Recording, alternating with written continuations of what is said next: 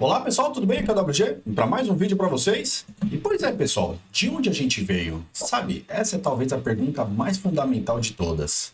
E para começar a responder, a gente precisa voltar no tempo, né? Muito tempo.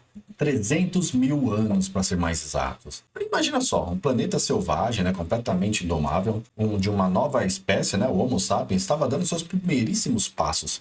E essa frase, né, ela captura perfeitamente a realidade dos nossos primeiros ancestrais. A cada novo dia, a vida era uma luta. Não era por poder nem por riqueza, mas sim pela sobrevivência mais crua e básica que se pode imaginar. Cada nascer do sol era uma nova aposta. E o primeiro grande desafio desse mundo brutal? O frio, né? Durante o auge da Era do Gelo, a temperatura média do planeta era 6 graus mais fria do que hoje. Pode parecer pouco, né? Mas as consequências disso foram cataclísmicas, né? E essa queda na temperatura levou a isso aqui. O nível do mar simplesmente despencou 120 metros. Então pensa que trilhões e trilhões de litros de água foram sequestrados, né? Congelados em camadas de gelo gigantescas, e o mapa do mundo, né, era completamente redesenhado. E aqui tem uma ironia bem grande, né? Para os nossos ancestrais na África, o berço da humanidade, a Era do Gelo não significou neve, significou sede. O mundo ficou muito, né, mas muito mais seco, transformando savanas em desertos, né, e testando os limites das nossas espécies de uma forma brutal. E nesse mundo frio e seco, não estávamos sozinhos, né? Caminhavam os gigantes. E não eram só animais gigantes, né, grandes, né? Eram verdadeiros titãs. Uma coisa tem que ficar clara: o Homo sapiens não estava no topo da cadeia alimentar. Longe disso. Cada vez que alguém saía do acampamento, era como entrar em território inimigo, onde nós éramos a presa. Então, a grande pergunta é: como sobrevivemos, né? Não foi com garras afiadas, né? Nem com força bruta. Foi com algo muito mais poderoso: conhecimento, cooperação e uma capacidade de adaptação simplesmente incrível. A base da sobrevivência não era só caçar. Era um sistema bem complexo, né, onde todos dependiam de todos. A sobrevivência se apoiava numa verdadeira parceria, né? Enquanto os homens partiam para caçadas super perigosas, né, que podiam levar dias e muitas vezes falhavam, as mulheres eram as guardiãs do conhecimento, verdadeiras enciclopédias vivas, né, que garantiam a comida de cada dia. Não existia hierarquia, sabe? Era a interdependência total. A vida de todo o grupo dependia do sucesso dos dois. Mas para caçar, a gente tinha uma vantagem evolutiva única. Não éramos os mais rápidos nem os mais fortes, mas éramos, de longe, né, os mais resistentes. A nossa arma secreta, né, capacidade de suar, né, é sério. Enquanto a maioria dos animais superaquece, né, precisa parar para ofegar, nós podíamos correr por horas, né, dissipando o calor do corpo.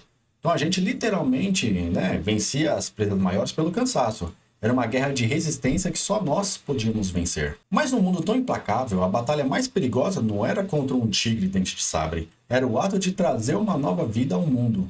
A mortalidade no parto era tão, mas tão alta, que cada adulto vivo era, na verdade, um vencedor de uma loteria brutal. E foi essa realidade que forjou um dos traços mais marcantes: o cuidado comunitário.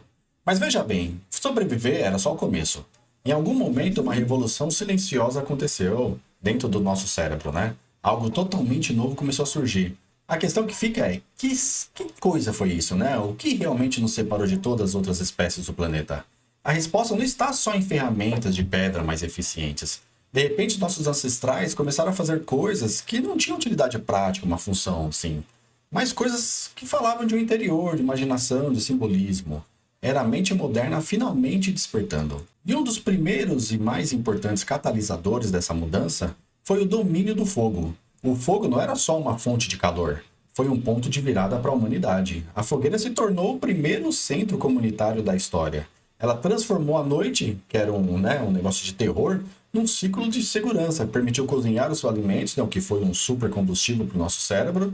E talvez o mais importante, né, criou um espaço para conversar e contar histórias. E foi ao redor dessas fogueiras que começamos a nos expressar de um jeito novo, né? O uso quase obsessivo do óculos vermelho, né? Talvez a cor do sangue, da vida. A criação de colares, de conchas. Pensa nisso por um segundo, né? Em um mundo de luta constante, alguém gastou tempo e energia para fazer algo interessante, né? Isso não era mais sobre sobreviver, era sobre ser. Era a primeira declaração de identidade da história. E talvez a prova mais comovente desse despertar seja essa aqui. Esqueletos encontrados com fraturas horríveis, né? Ferimentos que com certeza levaram meses para sarar. Na lógica brutal da natureza, essas pessoas deveriam ter morrido. Mas elas não morreram, né? E por quê? Porque alguém cuidou delas. Isso vai muito além da compaixão. É evidência arqueológica do nascimento do altruísmo.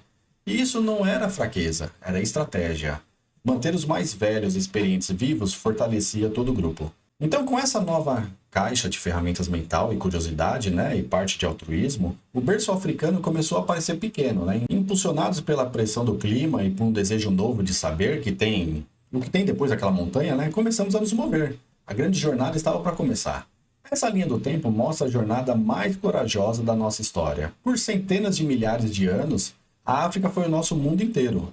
E aí, há mais ou menos 70 mil anos, pequenos grupos deram um passo rumo ao desconhecido. Saíram do continente e entraram no mundo que traria a maior surpresa de todas. Eles não estavam sozinhos. E a prova definitiva dessa jornada e desse encontro incrível não está em fósseis empoeirados no museu. Está dentro de cada célula do nosso corpo. A história está viva, bem aqui, dentro da gente. E essa é a revelação mais surpreendente que a genética nos deu. A gente não só encontrou os nossos primos evolutivos, né, os neandertais, mas tivemos filhos com eles, né? Hoje, a maioria das pessoas com ascendência fora da África carrega de 1 a 4% de DNA neandertal. A força deles é a adaptação ao frio, tudo isso vive em nós. E essa, no final das contas, é a lição mais profunda de toda essa saga. Embaixo da cor da pele, da língua que a gente fala, das culturas diferentes, somos todos africanos. Somos todos descendentes daquele pequeno e corajoso grupo de viajantes. Somos uma única e espetacular família de sobreviventes. Uma jornada de 300 mil anos, da beira da extinção até o planeta inteiro. Nossos ancestrais nos deram um mundo de presente. E a pergunta que fica pra gente, né, os herdeiros dessa história toda é: o que vamos fazer com essa herança? Nos vemos no próximo vídeo. Um abraço a todos e tchau, tchau!